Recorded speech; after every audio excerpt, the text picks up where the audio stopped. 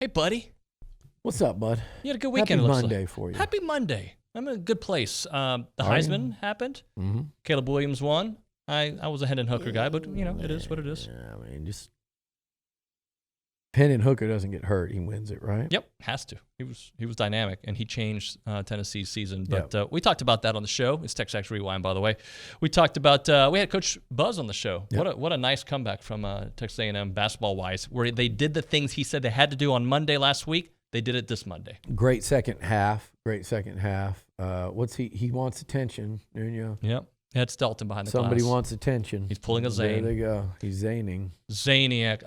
And we also had Tom Hart on the program. SEC Network got his thoughts on everything going on. And Billy talked about everything. We talked the OC search. We talked Chris Beard's situation. We talked Mike Leach. We talked college football. We talked recruiting. It was a good one. A lot to talk about on a Monday. After a weekend where you had one college football game. A great one, by the way, Army-Navy overtime for the first time. Yeah. It's always a fun football game to watch. All right, that's going to do it. Watch the show. All right. The SEC quarterbacks are going to look a little different next year, all right? Yeah. A little bit. Like Alabama's going to have a new quarterback. Alabama, Georgia. Georgia's going to – I wonder about South Carolina. South Carolina could potentially have another quarterback. I assume – Florida? Oh, Florida without a doubt. Yep. Kentucky. Tennessee. That's 6 right now? Yeah, and I assume the Will Rogers is probably going back to Mississippi State, I assume. Okay. 6 quarterbacks at least. I wonder about LSU. Jaden Daniels He's coming back, but Nussmeier threw the ball really well for them in that last game when he got hurt. Yeah. Against Georgia. It'll be interesting to see how it changes. So there could be somewhat of a shakeup. And the reason I'm bringing it up is because Saturday Down South, and by the way, this isn't just about quarterbacks. I just use that as a way to get into the conversation. Has their top, SEC's top way too early Heisman Trophy candidates for 2023. Okay? And I'm going to read you some of the names they have on the list because I think they're interesting names. Okay. Quinshon Judkins, Ole Miss. Okay. He was great. He was. Can't argue. Rocket Sanders, Arkansas. I would be skeptical.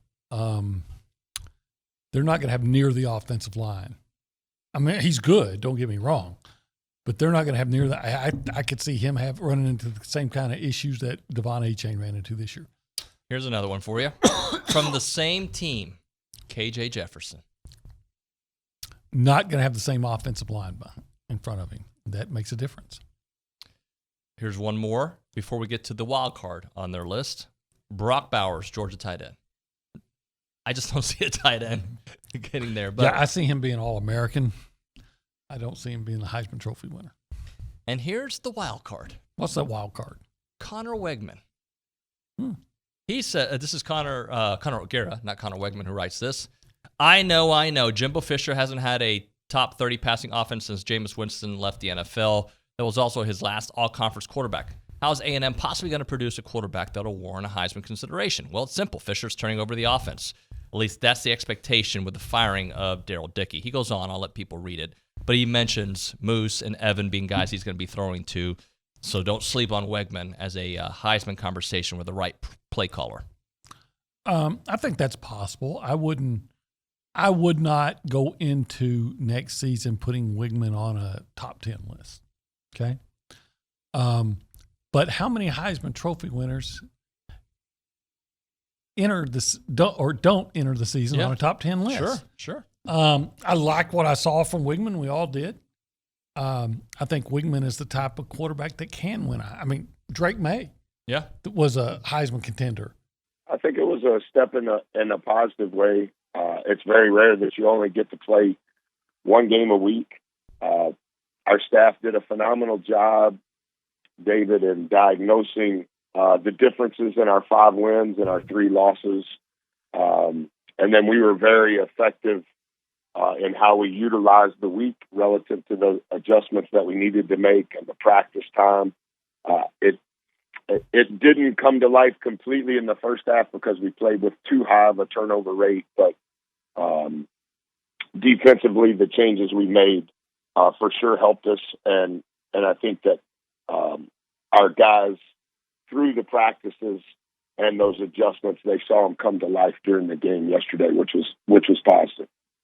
Buzz, what was the halftime mission, or did you feel like you guys were trending towards a strong second half, or was it guys, we need to reset? Because it felt like it was just some missed shots and, like you said, turnovers there in the first half. Well, I think a few things, Liucci. We kind of boiled down whatever it is that we believe is most important to win the game, and whatever those priorities are, and that's on our board. And I'm not saying this is right, but at halftime, in essence, I just reviewed that board. And now we have first half stats to talk about how did we do within those priorities. And our guys know what's coming at halftime. It's not like we stray too far away from let's do something different. I think the turnovers led to the 8-0 run when I called timeout. We finished the half. They were on a 6-0 run. That was 14 of the 30 points that they scored in the first half. We had 9 turnovers. We had been playing with a low turnover rate over the last several games. 9 is way too many, but 5 of those 9 were live ball, which leads to our defense is not set. So we need our defense to help fuel our offense. Yesterday was the best. We had rebounded the ball defensively. And so when we're able to play off of a defensive rebound versus a made basket by the opponent, obviously that helps. And when you have a turnover, not only do you not get fouled, you don't have a chance for an offensive rebound or a shot attempt. Their offense is probably playing in a broken floor because your defense never gets set. They're going to score at a much higher percentage. And now all of a sudden your offense is playing against their set defense. So, I understand that it works together, but within how we're built, we need our defense to help fuel our offense. And because of the adjustments we made defensively, I think some of those adjustments helped. We've still got a long way to go. But we also were able to finish with a rebound at the highest rate we have thus far this year, which was encouraging. Let's start off with a sad note, and then we got to work through some news notes out there and kind of get back to college football. Yeah. But the Mike Leach situation, obviously a lot of prayers for that guy who I think is one of the most lovable characters in all of sports, not just college football. Just some thoughts on Coach Leach, and obviously hoping for a miracle for him. No, that's a great way to put it. A character, for sure. He's an original. He's one of the guys that is going to be himself and do what he does, and it applies to what he does offensively and on the football field, and it applies to his life. When we have conversations with football coaches leading up to games, there's a lot of time spent talking about football and X's and O's and recruiting, and with Leach, it's his favorite Netflix movie, or what are the sides going to be for Thanksgiving dinner, and a lot more big picture life stuff. And so, and I think, David, also, it's not hard to see the influence that he's had in college football, not just by the proliferation of what he does offensively and the recent Heisman winners that all have, either the Heisman winners or the guys that were even there this weekend that have been touched by coaches who are under the Mike Leach tree. But the outpouring of support for him is real. I mean, he is as likable as it can get in a cutthroat business where there's millions of dollars on the line each and every game and each and every win. So our prayers continue for him and his family that he can pull through this and get back to doing what he loves to do, which is just out there talking ball. I think it needs to happen soon, my personal opinion. Okay. I don't think it's a good thing if it drags out. I think we're all sitting here thinking everything's good, everybody's comfortable, perfect, but you still have kids about to go home for Christmas. You have poachers that are going to be out there, and it's hard to be sitting there without an OC. It would really help for you guys to know the direction of things. Mm-hmm. And I'm just stating facts. I'm not sitting here going, "Oh my God, you're going to put an idea into a player's head." No, it's just the reality. It's right. Not. Sometimes we get silly with this stuff, and we just assume that people.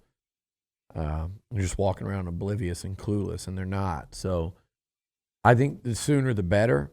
I don't think it has to happen today. I don't think it will happen today. But I do think sooner the better on this thing. And if it would have happened a week ago, it would have been great.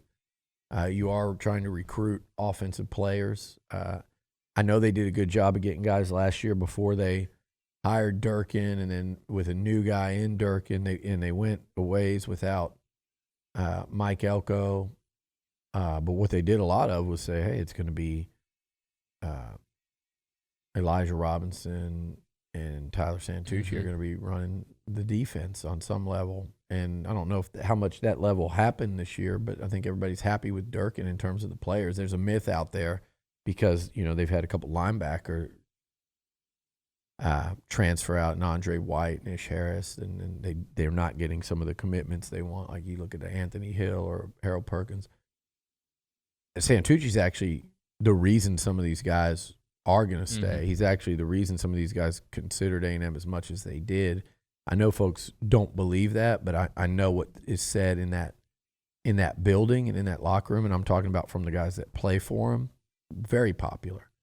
So it was easier when it was Robinson and Santucci staying, two of the most popular coaches on the staff.